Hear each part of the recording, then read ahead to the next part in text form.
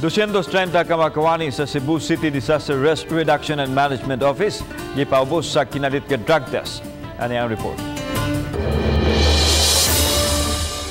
Unang gitigom ang mga kawani sa CCDRRMO dito sa Tinagok Covered Court diin gipahigayon dayon ang drug test. By batch ang sistema aron masiguro ang physical distancing sulod sa gym.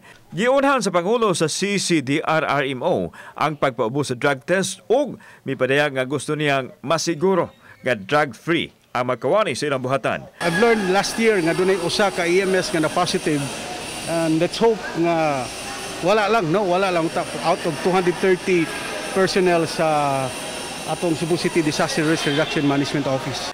Kung ugaling adunay magpositibo sa paggamit og illegal drugs, papahuwayon og dili nakabalik sa trabaho kadtong mga job order, samtang ang mga regular employees ipaubos sa due process.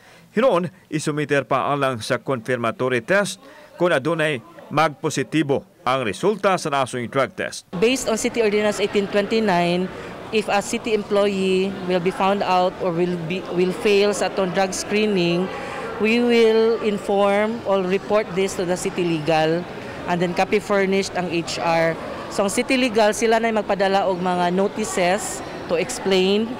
Ang drug test sa mga empleyado karon lang nibalik human na hunong gumikan sa pandemya. Kauban si Marlon Melgaso, ako si Alan Domingo. Balitang Bisdak.